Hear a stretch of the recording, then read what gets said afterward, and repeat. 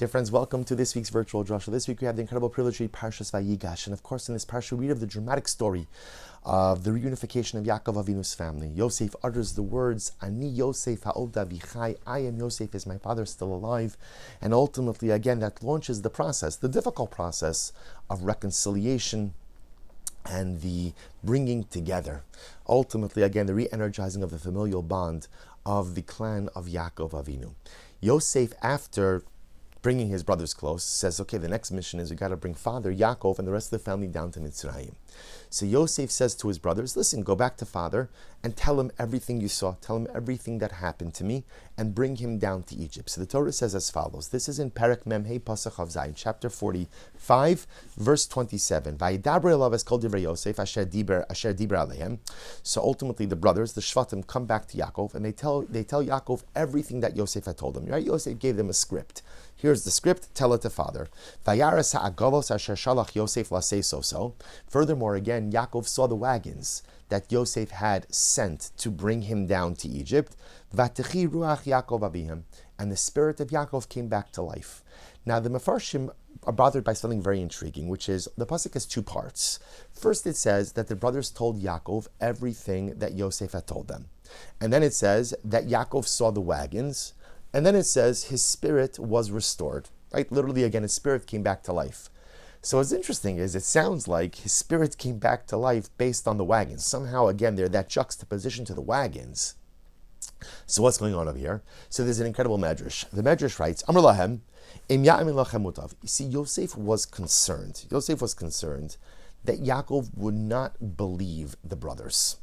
You know, this goes with the motif in the Mefarshim that in general Yaakov was suspect of the brothers in terms of what they did with Yosef. So now suddenly again they're coming back. Remember, this whole time they've been speaking about this unpredictable despotic ruler in Egypt. And now it turns out, ta-da, it's Yosef. It's Yosef. So Yosef was concerned that maybe Yaakov won't believe the brothers. So therefore again there's a plan B. What's the plan B? If father believes the story, if he believes the narrative, fantastic. Ve'im lav, and if he doesn't believe you, Amrulos, tell father the following. This is Yosef's message to the brothers to be conveyed to Yaakov in the event that Yaakov doesn't believe the initial story. Tell Yaakov, tell father the following. Tell father, how do you know it's really me, Yosef?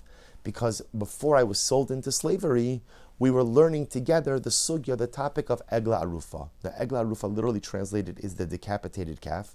That has to do with a situation where, Rahman al-Islam, you find a person who's murdered in between two cities.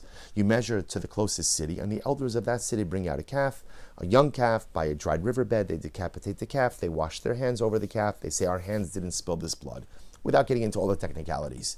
So therefore Yosef says to his brothers, listen, if dad doesn't believe the story, give him a sign that only I, Yosef, would know, which is that when I left home more than 2 decades ago, we were learning the sugya, we were learning the topic of Egla Arufa, of the decapitated calf. So remember, there's a little bit of play on words, because Yosef sent the agalos. Agala is a wagon, and the wagon was supposed to, so to speak, symbolize the egla. Same letters, but different word. The egla arufa, the decapitated calf. And therefore the Medrash says that it sounds like Yaakov Avinu at first didn't believe them, but then again he sees the agalos. They give him the message. The agalos, the wagon, represents the egla arufa, the last thing that Yosef was learning with you. And again, Yaakov Avinu's spirit was restored. He believed that. So the Chasam Sofer quoted the name of the Chasam Sofer, a beautiful idea. But what's going on over here, right? But again, you could take it a pshat, a simple idea that yes, this was the code. Who else but Yosef would have known what Yaakov and Yosef were learning together? But the Chasam Sofer says there's something deeper over here. He says, look at the phrase Egla Arufa, right? Egla, so we translate it again as calf, but Egla Igul is also a circle or a cycle. The Chasam Sofer says something amazing. He says, Yosef was telling his father the following, Father, I know it's going to be very difficult for you to believe that I am alive. Not only because, how could it be that Yosef is the viceroy in Egypt? But Father, for the last 22 years, you have cultivated an identity, the identity of a bereaved father. Remember, what was Yaakov Avinu doing for the last 2+ decades? He was sitting Shiva. We don't see any dynamic activity on the part of Yaakov Avinu. We don't see any nevuah. There was no prophecy, Rashi says. Why? Because Yaakov Avinu wasn't engaged in dynamic activity. Yaakov Avinu was sitting a 2-decade Shiva. A 2-decade Shiva. That's a lot of time to put into an identity and a lot of time to cultivate an identity. And what Yosef was most scared about was that sometimes when people kind of cultivate an identity, they double down on it, even when it's no longer the right one for them. After all, I've invested all of this time. I've invested all of this koach. Yosef was afraid that Yaakov would not believe that he was alive. Because for Yaakov to believe that Yosef was alive, he would have to change the identity that he had cultivated for himself over the last 2 decades.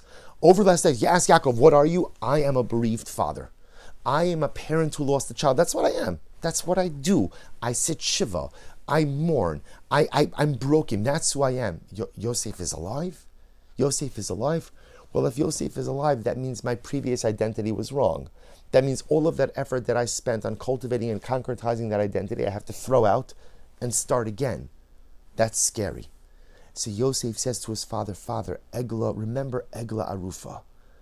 I know that sometimes in life we get on this circle.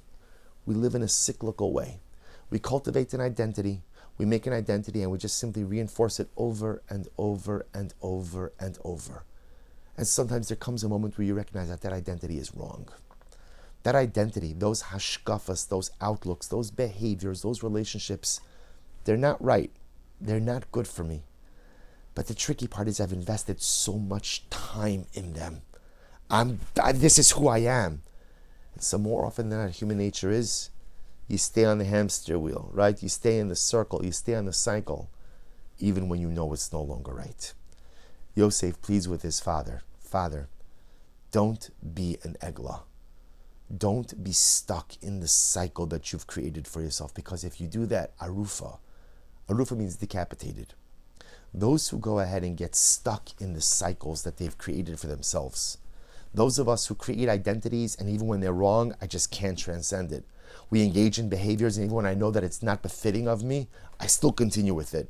We're locked into relationships that even though, again, we know they're unhealthy, we just simply can't get off the wheel. We can't get off the circle. I can't break this cycle. Well, people who live in that circular, cyclical life, it's arufa. It's like being decapitated while I'm still alive. It's that it's dead man walking.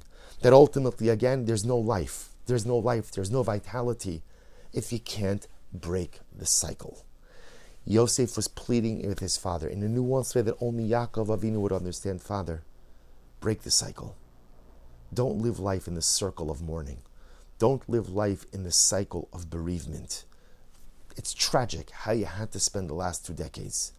But just because you spent the last 2 decades like that doesn't mean you have to spend the rest of your life like that. Find the courage to break the cycle. Find the courage to become someone new.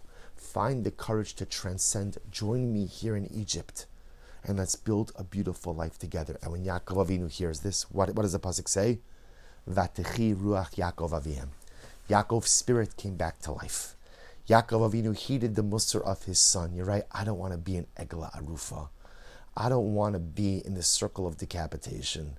I don't want to be stuck in a rut in life, living the same way, being the same person, unwilling to change simply because I have so much time invested in this identity.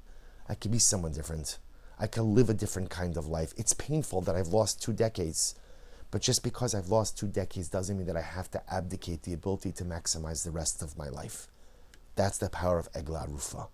The ability to recognize that sometimes we're locked in a cycle of living that is unhealthy, that is unproductive, that leaves me kiviyachol decapitated.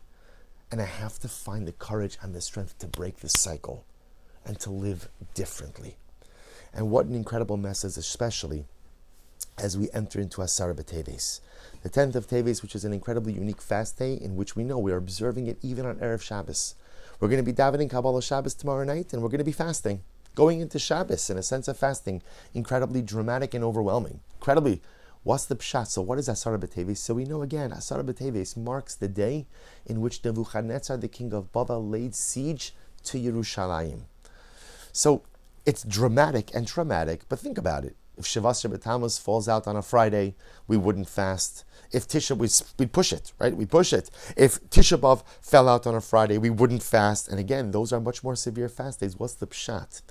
And the pshat is that Asara B'Teves marks the beginning. Asara B'Teves was the beginning when everything began to fall apart. And Rabbi Yonatan Yaros Dvash points out, he says, Aschalta de paranusa adifa, the Gemara says, that sometimes when you see things beginning to unravel, you see when Nebuchadnezzar laid siege to Yerushalayim, what should have happened was, that should have been the wake-up call. That should have been the call to Klal Yisrael. It's time to break the circle. It's time to break the cycle. We have an opportunity to fix this. We have an opportunity to change this. Things don't have to result in a Shavas B'Tammuz. They don't have to result in a Tisha B'Av. We just have to find the courage to break the cycle. Asara B'Tevis was the beginning, and it was in that moment where we had a choice. We had a choice. Continue on the circle of sinas chinam, continue on the circle of baseless hatred, of infighting, of animosity, continue on the cycle and in the circle of shirking of our religious responsibilities. We could continue, or we could go ahead and we could break the cycle. We could decide to do things differently, and tragically, we just continued in the cycle. We refused to break the circle. So therefore, again, an Asara B'Teves becomes a Shavas B'Tammuz when the walls were breached, and a Shavas B'Tammuz becomes a Tisha B'Av when our beautiful Beis HaMikdash was destroyed. All because we failed to break the cycle. All because we failed to heed the warning of Yosef. Don't become an Egla Arufa. Don't become the kind of person who is stuck in the negative cycles and the negative circles and becomes a living person who is decapitated. Don't live like that. We didn't heed that warning. But that warning is so important to identify the broken cycles, the broken circles, and to get off them, right? To remove ourselves from them. That message is so important that even if this day falls out on Erev Shabbos, we're still going to fast. So dear friends, this is something for us to internalize. What are the broken circles and broken cycles in our lives? What are the behaviors we engage in that we know that are just not good, but we keep doing them anyway? The relationships that are unhealthy, but yet again, we just remain in them. The hashkafas, the life outlooks that we know are broken, are crooked, they're not right, but I just maintain them because, hey, that's the way I've looked at the world and looked at myself for all of these years. On this Erev Shabbos of Parshas Vayigash, on this Erev Shabbos of Asara B'Teves, let us heed the words of Yosef HaTzadik. Don't be an Egla Arufa. Don't be someone who lives life decapitated because you can't break the cycles of negative living. Identify the things that are broken and stop them. Identify the relationships that are toxic and remove yourself. Identify the hashkafas that are flawed and just simply replace them with something beautiful and wonderful.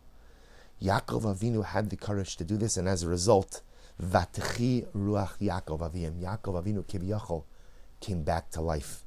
May we be Zochem Eretz Hashem to heed the words of Yosef, to avoid the trap of Egla Arufa, and Eretz Hashem rekindle the spark of life within ourselves as well.